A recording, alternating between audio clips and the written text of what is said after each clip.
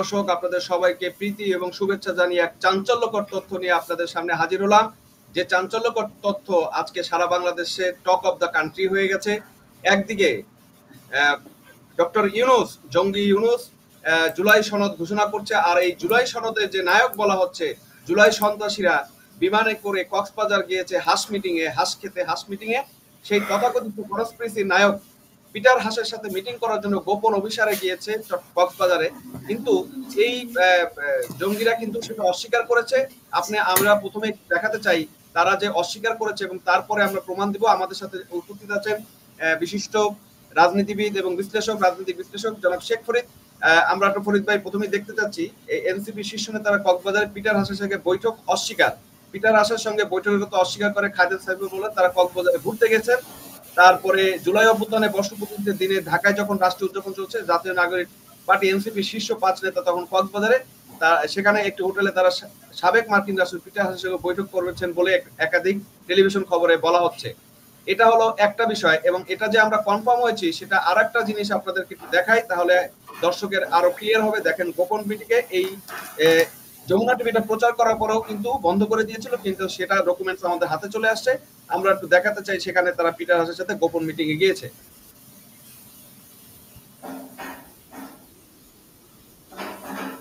শেখ ফরিদ, আপনি দেখতে পাচ্ছেন তো? জি জি জি, দেখতে পাচ্ছি। জি জি জি, শুধু দেখতে পাচ্ছি না, এদের আমাদের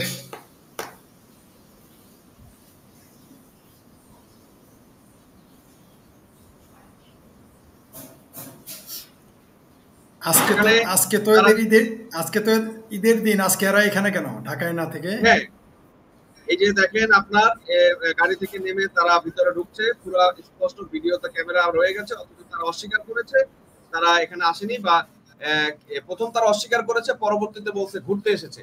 তো এখন আপনার কাছে যে এই সময় যেখানে জুলাই সনদ দিবে, সেখানে তারা এই পিটার হাসের সাথে বৈঠক, এটার উদ্দেশ্যটা কি, এটা কারণটা কি হতে পারে বলে মনে করেন আপনি? ধন্যবাদ আপনাকে, সেই সাথে চেতনার দর্শকদের অনেক অনেক শুভেচ্ছা। আসলে ওই যে কি বলবো ভাই, দেশে যা চলতেছে, আমাদের দেশটা এখন তো গণিমতের মাল হয়ে গেছে ভাই। এখন যার যেভাবে ইচ্ছা সেভাবে ব্যবহার করতেছে, যার যেভাবে ইচ্ছা দাবি করতেছে, যার যা ইচ্ছা তাই করতেছে। প্রথমত এরা অস্বীকার করলো যে এরা মিটিংই করে নাই, কিন্তু যখন তারা ধরা পড়লো তখন তারা কি বলে যে শুধু মিটিং না, তারা বেড়াইতে গেছে। তো বাংলাদেশের জনগণ কি এতই বোকা? মেনে নিলাম বাংলাদেশের জনগণ বোকা, কিন্তু বাংলাদেশের জনগণ কি এতই বোকা তারা এগুলো বুঝবে না?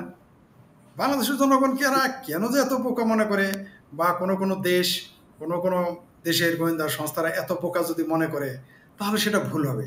বাংলাদেশের জনগণ অন্তত এতটুকু বোধ আছে তাদের। আপনার কাছে আমি আরেকটা প্রশ্ন রাখতে চাই, সেটা হচ্ছে যে এই জুলাই অভ্যুত্থানের পিছনে পিটার হাসের কিন্তু একটা গভীর ষড়যন্ত্র রয়ে গেছে, এবং ষড়যন্ত্র অন্যতম নায়ক কিন্তু সে, যে আমেরিকার সাথে বাইডেন প্রশাসনের যে লবিং করে এবং ডোনাল্ড লুর সাথে মিলে বাংলাদেশের রেজিম চেঞ্জের জন্য অন্যতম নায়ক হচ্ছে কিন্তু এই ডোনাল্ড লু, এবং যে কিনা এখন বাংলাদেশে একটা বহুজাতিক কোম্পানিতে, মানে আমেরিকান কোম্পানিতে চাকরি নিয়ে আবার চলে এসেছে বরখাস্ত হওয়ার পরে। তো এখন বিষয়টা হচ্ছে এখানে তারা আসলে কোন গোপন অভিসারে গিয়েছে, এটা আপনার কাছে কি মনে হচ্ছে, কোন ধরনের গোপন অভিসার হতে পারে?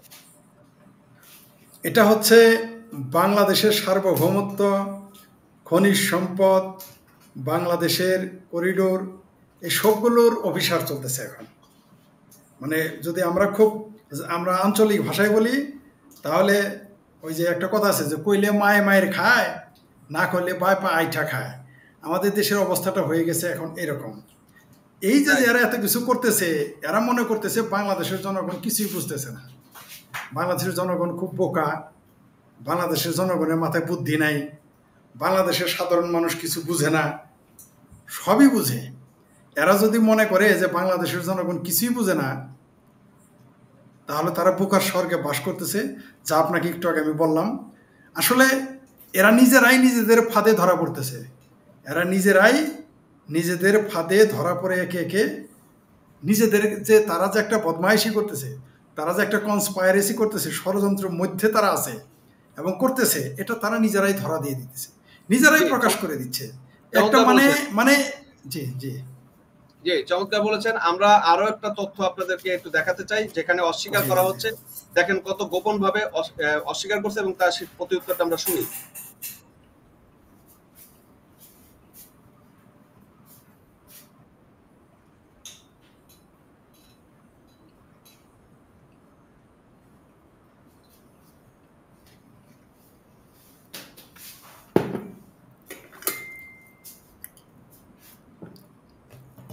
শোনা যাচ্ছে না।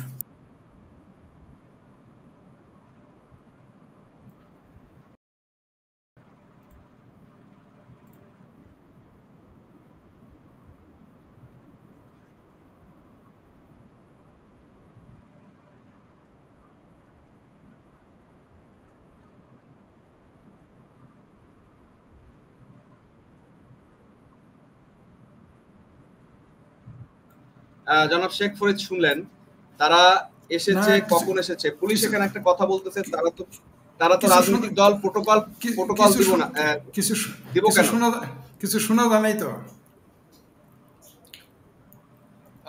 শুনতে পারেননি না? না না।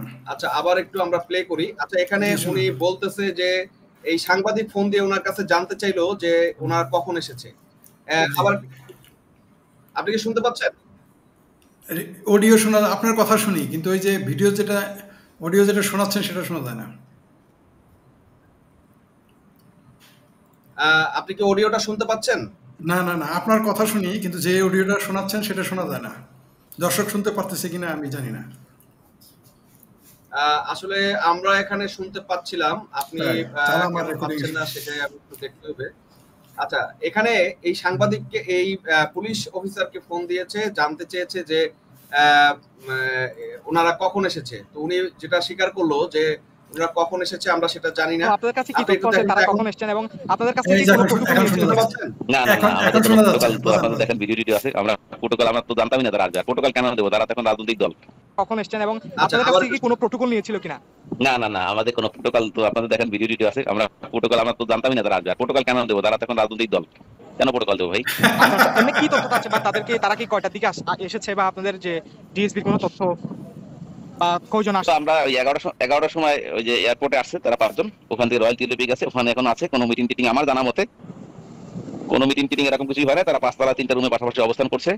আচ্ছা এই যাবৎকালে আমার কাছে রুগী আছে।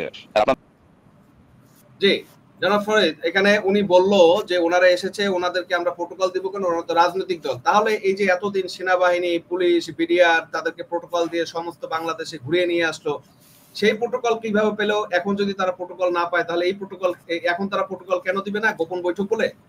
এই যে একটা কথা আছে আমাদের বাংলা প্রবাদে, যে ঠাকুর ঘরে কে রে, আমি কলা খাই নাই। আদা খাবে না আদার ঝোল খাবে, রাইট। বা ঝোল খাবে না আদা খাবে। কত বড় কত কত বড় প্রতারণামূলক শব্দ এবং বাক্য ব্যবহার করেছেন তিনি, আপনি তো বুঝতে পারলেন। তারা এদের শুধু পুলিশ না, এদেরকে সেনাবাহিনী প্রোটোকল দিল। আর এখন বলতেছে যে এরা তো রাজনৈতিক দল না। এটা তো আমরাও বলি যে এটা রাজনৈতিক দল না। এটা তো আমরা বলার কারণে আমাদের গালাগালি করা হয়, আমাদেরকে ভারতের দালাল বলা হয়, স্বৈরাচারের দোষর বলা হয়। আমরা তো তাই বলি, এরা তো রাজনৈতিক দল না। এটা তারা এতদিনে তারা বুঝলেন। তবে এরা যে ষড়যন্ত্র করতেছে, যেটা আমি তখন শেষ করতে পারিনি কথাটা, এই দেশের যারা সাধারণ জনগণ, মানে বুদ্ধিজীবী হইতে হবে না, এদের ষড়যন্ত্র বুঝতে আপনাকে বড় রাজনীতিবিদ হতে হবে না। বাংলাদেশের অজপাড়া গায়ের সাধারণ মানুষও বুঝে গেছে এরা যে ষড়যন্ত্রকারী।